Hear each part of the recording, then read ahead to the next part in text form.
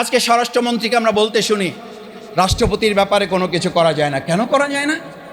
রাষ্ট্রপতিকে আইনের ঊর্ধ্বে।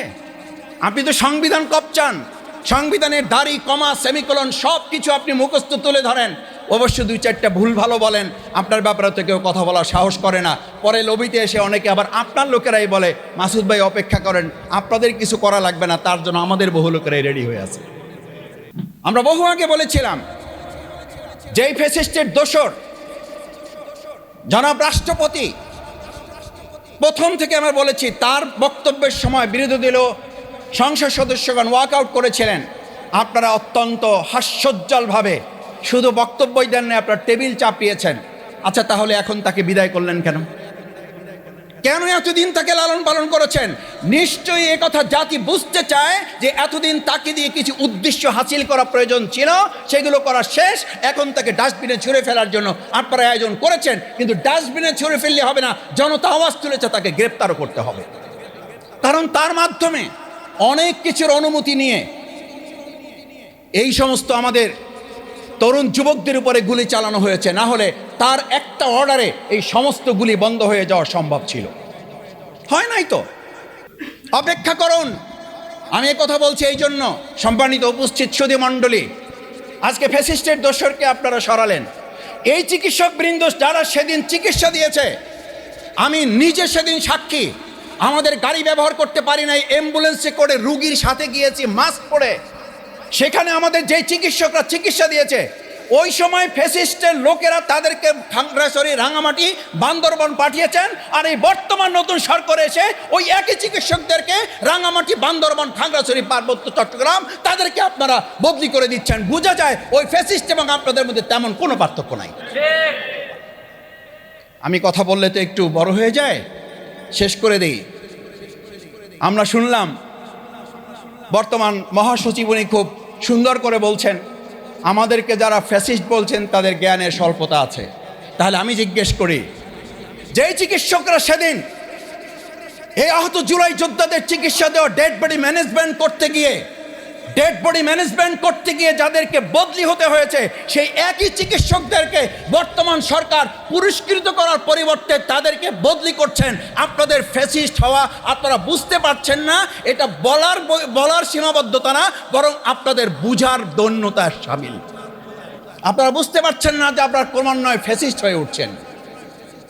সম্মানিত সুধী মণ্ডলী, শেষ কথা হচ্ছে, এই যে এত রক্ত, এত জীবন, এতগুলো সন্তান, এত ভাই হারালো, এই যে আমার বোন এসে এখানে কথা বলল, এই যে আমাদের চোখ হারা ভাই কথা বলল, এই যে আমাদের জীবন থেকে ফিরে আসা এক ভাই মৃত্যুর পথ থেকে ফিরে আসা কথা বলল, এই সমস্ত কিছুর মূল লক্ষ্য কী ছিল?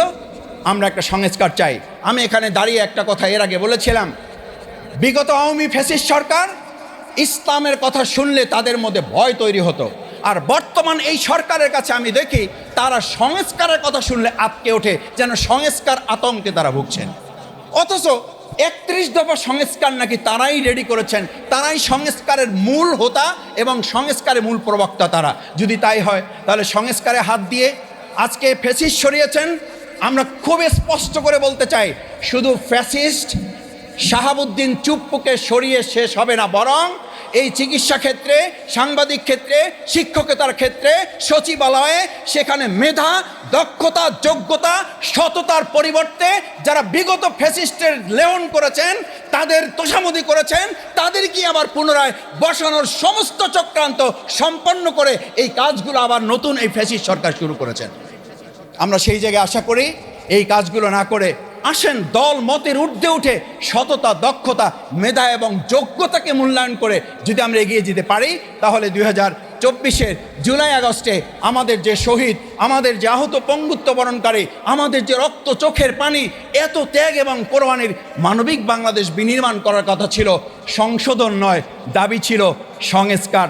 একটা লাইন যদি চ্যালেঞ্জ করে বলে যায়, আমাদের সন্তানরা কোথাও রাস্তায় লিখে দাঁড়িয়েছিল সংশোধনের জন্য আন্দোলন। সাংবাদিকদেরকে সাক্ষী করে বলছে চ্যালেঞ্জ, আমি বর্তমান সরকারকে চ্যালেঞ্জ দিয়ে গেলাম, সংশোধনের জন্য আন্দোলন।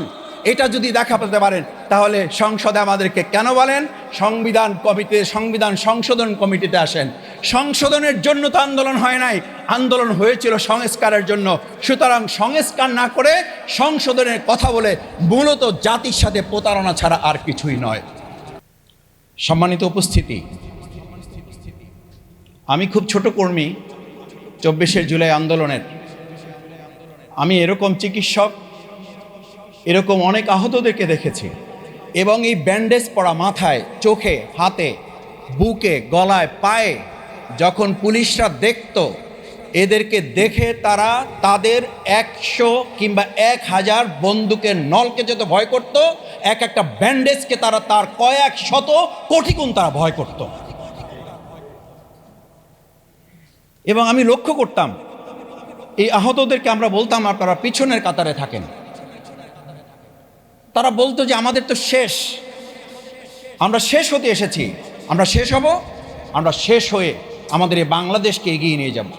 এই যে ঢাকা বিশ্ববিদ্যালয় আমাদের প্রিয় ভাই একটা চোখ হারিয়েছেন, আমি খুব দৃঢ়ভাবে বিশ্বাস করি ওই সময় এরকম চোখগুলো না হারালে, অন্ধ না হলে আমাদের বাংলাদেশটা 2024-এর 5ই আগস্টে আলোর দিকে না ফিরে আর একটা গভীর অন্ধকারের দিকে প্রবেশ করত।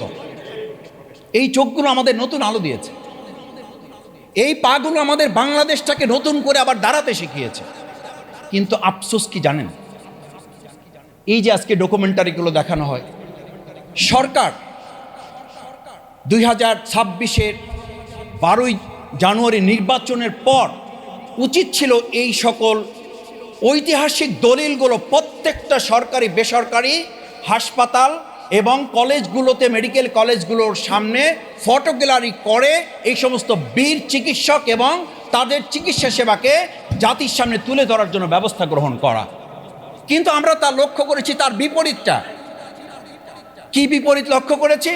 সিটি কর্পোরেশন উদ্যোগ নিয়ে তার কর্মীদেরকে দিয়ে আমাদের সেই সময় জুলাই যোদ্ধারা যে সুন্দর সুন্দর স্লোগান দিয়ে একটা স্লোগানের বারুদে এই জুলাই আগস্টের অভ্যুত্থান করেছিল, সেই জুলাই আগস্টানের বারুদের যে স্লোগান সেগুলোকে মুছে দিয়ে সেখানে খুবই পরিকল্পিতভাবে বাংলাদেশের কিছু ন্যাচারাল সিনারি তুলে দিয়ে এমনভাবে বোঝাতে চেয়েছে যে আমাদের সেই জুলাই যোদ্ধাদের সেই সময়ের স্লোগানের চেয়ে এখন এই সিনারিগুলো গুরুত্বপূর্ণ।